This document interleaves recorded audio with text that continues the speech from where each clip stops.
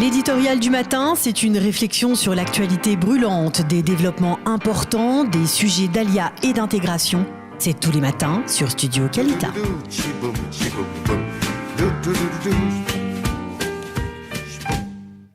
Docteur Dvorah Abitbol, bonjour, Boker Tov. Boker Tov, Daniel. Merci d'être avec nous ce matin sur Studio Kalita. Comme je le disais, vous êtes juriste franco-israélienne, vous êtes membre des deux barreaux israéliens et français. Vous partagez votre temps, on va dire, entre la France et Israël et vous êtes extrêmement active, on va dire, dans l'action contre le BDS, en particulier dans le domaine qui est votre domaine, dans le domaine juridique. Et c'est dans ce cadre, dans ce contexte que vous allez intervenir tout à l'heure dans le fameux colloque dont nous avons déjà parlé hier, un colloque international qui est organisé entre autres par le ministère des Affaires stratégiques pour tenter de rassembler, de créer une sorte de réseau international de juristes qui lutteraient contre le BDS, en particulier là où il sévit, c'est-à-dire en Europe essentiellement et peut-être aussi en France. Alors, la première question que je voudrais vous poser, d'abord, quelle est pour vous l'arme la plus efficace pour lutter contre ce mouvement aujourd'hui ? Je pense effectivement que dans le cadre de ce congrès international qui a réuni l'ensemble des avocats, des professeurs, vraiment des chercheurs même, l'arme la plus efficace, bien évidemment, avant même d'entrer sur un domaine juridique, c'est qu'au niveau de la communication, on a une vraie désinformation, et en France et en Israël, même qui n'est pas, à mon avis, suffisamment alerte de ce qui se passe à l'étranger au niveau de la désinformation, comme j'en parlais avec les responsables lors d'une des conférences, c'est qu'on voit effectivement des diffusions, puisque BDS est très actif et proactif, si je puis dire, au niveau des réseaux sociaux, là où effectivement on devrait pouvoir avoir un droit de réponse. Et je pense à ce niveau-là qu'il y a un manque, puisque moi je reçois effectivement tous les petits films qui peuvent être faits par BDS lorsqu'ils vont manifester, lorsqu'ils plantent leur drapeau dans les différents supermarchés, Auchan, Carrefour, etc. Et là on voit, et je l'ai vu puisque j'ai analysé un petit peu les vidéos, où on nous dit, regardez cette société, la méadrine, alors que la méadrine, on le sait très bien que c'est juste une vérification de cache-route. La méadrine est implantée dans les territoires, elle est très active au niveau des producteurs, des productions de fruits, etc. Donc je pense qu'il y a une vraie désinformation. Et le consommateur français lambda, qui ne sait pas et qui, effectivement, somme toute, va défendre la bonne cause et pense légitimement qu'il s'agit d'un boycott légal, n'est pas du tout informé. Donc je pense qu'effectivement, en premier lieu, il y a un travail d'épuration au niveau de cette désinformation constante, là où on ne dit pas aussi que c'est le travail des Palestiniens qui est en danger aujourd'hui, parce que Palestiniens et Israéliens travaillent main dans la main dans des productions extrêmement importantes et que c'est quand même un marché et surtout du travail qui est donné aux Palestiniens et qu'aujourd'hui qui risque d'être mis en péril. Alors derrière donc effectivement cette communication, cette campagne de communication qui devrait être, on va dire, peut-être plus efficace, il y a l'aspect juridique et la question que je me pose, c'est pourquoi peut-être que je me trompe, mais on n'a pas le sentiment que, dirons-nous, les juristes qui comprennent, on va dire, la problématique du BDS, eh bien, réagissent instinctivement, immédiatement, lorsque, par exemple, le BDS lance une campagne dans les supermarchés, etc., alors que la loi, pourtant, eh bien, est du côté, on va dire, de leur côté, du côté israélien, du côté des amis d'Israël, puisque il y a une loi française qui condamne, qui interdit le boycott de l'État d'Israël. Alors pourquoi, comment peut-on expliquer qu'il y ait cette loi et que finalement on voit des militants d'extrême gauche, de l'extrême gauche française, pro-palestinienne, militer en faveur du BDS et je ne parle que de ça, je ne parle pas encore du fait qu'il y ait des ONG pro-palestiniennes qui sont subventionnées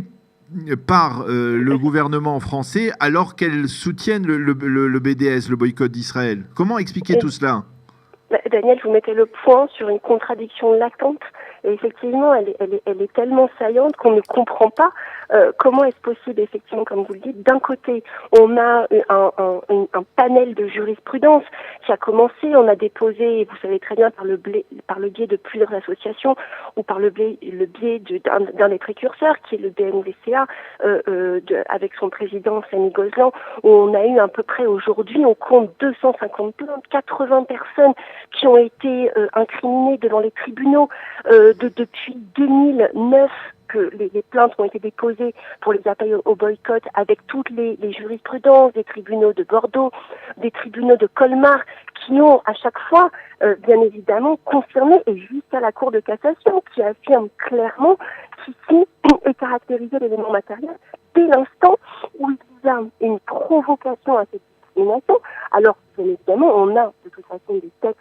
en droit français qui nous ont permis d'avoir un support, un soubassement juridique, notamment l'article 24 de la loi de 1880, qui est un petit peu effectivement poussiéreuse, mais elle est venue être appuyée par les dispositions du code pénal, article 225, etc., où je ne vais pas trop rentrer dans le détail des lois. Mais ce que je veux vous dire, c'est que on a d'un côté, comme vous dites, une jurisprudence forte qui a toujours été réaffirmée, une position claire de la Cour de cassation, qui est notre plus haute instance en France. Et d'un autre côté, on a quand même, et ça il faut le dire, et c'est ce que je vais préciser dans mon discours tout à l'heure, on a des cours d'appel qui sont donc des juridictions inférieures, qui sont toujours tentés par dire, écoutez, il s'agit quand même d'un freedom of speech, c'est-à-dire d'une liberté d'expression, et qu'on ne peut pas empêcher cette liberté d'expression. Alors, la France, avec les valeurs des droits de l'homme, etc., sous couvert d'une liberté d'expression, on permet l'appel au boycott citoyen. Alors, sur ce point-là, on a une faiblesse, je pense. Tous mes confrères ne sont pas du même avis, notamment je parlais avec un de mes confrères, le président du CRIF, qui lui pense au contraire qu'on a une solide législation. Et là où vous avez raison, Daniel, et je pense que c'est un point manquant dans notre législation, et c'est pour ça que j'interviens en tant qu'avocate internationale, dont les outils, pour moi, les premiers outils sont les instruments internationaux. Il s'agit de faire des conventions entre pays. Et pourquoi je vous dis ça? Parce que, effectivement, dans la jurisprudence Veolia, qui était sur le volet civil, la Cour de cassation a dit, écoutez, vous n'avez pas à boycotter. Veolia et Citypass et Alstom, qui sont en train de faire des trains en Israël, Oui. Sont dans des accords internationaux, dans des accords étatiques, où vous ne pouvez pas interférer. Et c'est là qu'a été astucieux, effectivement, cette décision, c'est de dire qu'on a besoin de structuration au niveau international. On a besoin de conventions, de la même manière qu'aujourd'hui, il y a des conventions d'entraide internationale au niveau pénal, et que je vois souvent arriver en Israël des juges d'instruction, des enquêteurs français. Donc oui, il y a des coopérations qui s'établissent, elles sont efficaces, parce qu'il faut savoir qu'on extradite des Français en Israël, et que j'ai beaucoup de cas d'extradition d'Israël vers la France, et pas en sens contraire, mais pour vous dire qu'il y a des domaines où on peut faire des coopérations internationales. Et Israël est encore timide à ce niveau-là. C'est-à-dire qu'Israël ne peut pas imposer aux États une convention qui dirait qu'au niveau étatique, dans chacun des pays étrangers, il y a une interdiction de principe et de faire un boycott citoyen, et surtout, et comme vous dites, et c'est le deuxième point, et c'est là que le bas blesse, c'est que on peut aujourd'hui comprendre qu'il y a une contradiction dès lors que plusieurs associations, telles que France-Palestine, telles que l'association France-Palestine Solidarité à la SPS, telles que le Secours catholique, dont on connaît les positions, telles que la CIDH, la LDH, toutes ces plateformes, en fait, des ONG françaises qui reçoivent des subventions d'État. On a une enveloppe de la réserve parlementaire qui s'élève à 150 millions d'euros et qui est attribuée chaque année aux parlementaires. Donc, c'est fait que les parlementaires eux-mêmes financent ces ONG. Donc, au niveau déjà étatique, on a un problème par rapport au financement du BDS. Alors, je vais vous demander juste peut-être, Déborah, de vous repositionner parce qu'on vous entend pas très clairement avec votre portable. Si c'est possible de bouger un petit peu pour que l'on puisse vous capter un petit peu mieux et que l'on écoute avec plus d'attention vos arguments. Comment justement, c'est-à-dire comment à ce niveau-là, est-ce que vous avez le sentiment qu'il y a de la part de certains, de beaucoup de juges, on va dire, une volonté de laisser passer, de ne pas suffisamment lutter contre pour mettre en application cette loi contre le boycott, ou alors finalement il y a véritablement une volonté de mettre en application cette loi, et c'est peut-être on va dire les juristes, les gens qui sont impliqués qui ne font pas suffisamment pression, qui ne sont pas suffisamment réactifs. Oui, tout à fait. C'est-à-dire que quand vous parlez de la loi, Daniel, vous parlez de ce niveau international dont je souhaiterais effectivement Oui. la signature et la ratification. Il faut être deux. Et en fait, si vous voulez, par ricochet, la problématique se pose également en Israël. Et j'en parlais hier avec Ifa, qui est également avocate et dont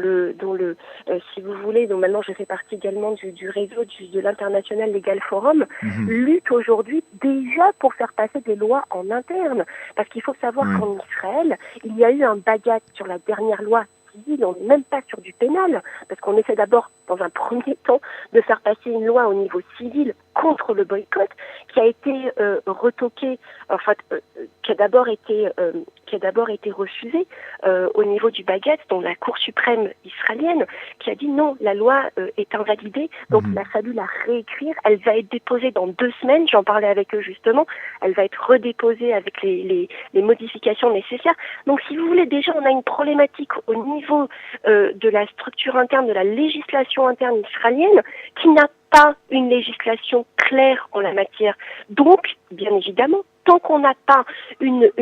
loi claire qui vient poser des principes sur laquelle on dit que le boycott est absolument interdit, et surtout de le valider et de le corroborer par une législation pénale. Donc aujourd'hui, ce manque de législation en Israël ne nous permet pas d'avoir un interlocuteur et en tout cas un intermédiaire au niveau de l'État qui va nous permettre d'imposer des conventions avec d'autres pays, puisque à l'intérieur même de notre structure, on n'est pas clair sur cette problématique. Et je pense que ce forum vient poser et doit recentrer en fait les objectifs premiers du ministère des Affaires étrangères, en tout cas de toutes les autorités étatiques qui doivent absolument prendre des positions fermes en la matière. Et vous le dites tout en acceptant le fait que, ou en reconnaissant qu'au cours de l'année écoulée, en tout cas de l'année 2017, eh bien on a tout de même senti un changement, n'est-ce pas, dans l'efficacité, on va dire, de la lutte contre le BDS. Il y a eu des résultats en France, il y a eu des résultats dans d'autres pays qui ont aussi fait voter une loi anti-boycott. C'est-à-dire que tout cela, il y a des lacunes, on va dire, dans ce vaste dossier, mais il y a tout de même quelques résultats. On peut dire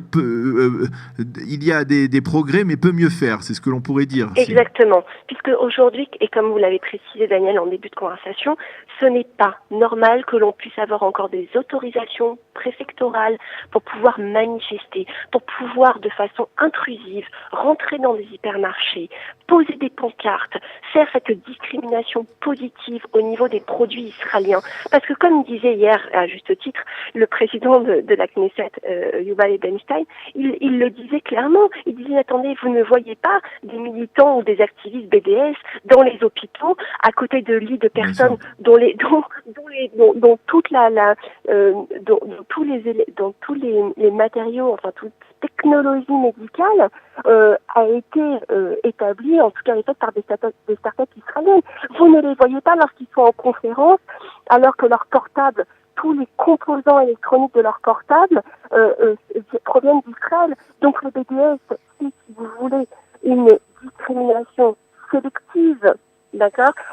en plus de le faire, alors effectivement c'est facile d'aller dans les supermarchés et de prendre des avocats ou des oranges d'Israël, mais si vous voulez, on comprend bien que derrière tout ça, l'idée c'est de l'antisionisme et de l'antisémitisme. Les députés français l'ont bien rappelé. Donc il faut mettre un terme à tout ça et ne même plus autoriser des manifestations avec des autorisations préfectorales qu'on ne comprend pas, effectivement, qu'aujourd'hui, alors que comme vous le dites, il y a des décisions fermes en la matière, qui puissent avoir, si vous voulez, cette liberté d'expression. Parce que, encore une fois, non seulement ça termine l'image d'Israël, mais je pense qu'effectivement, comme vous dites, ayant obtenu des bons résultats, ça n'a pas atteint, si vous voulez, et ça n'a pas porté préjudice à l'économie, mais ce qui est sûr et ce qui est sous-jacent et ce qui est beaucoup plus dangereux, c'est l'antisémitisme qui se cache derrière. Eh bien, merci beaucoup, docteur Dvora Abitbol, d'avoir été avec nous. On vous souhaite bonne chance pour votre intervention donc, dans ce colloque aujourd'hui et pour vos actions donc, dans cette lutte contre le BDS également. Merci d'avoir été avec nous ce matin sur Studio Kalita.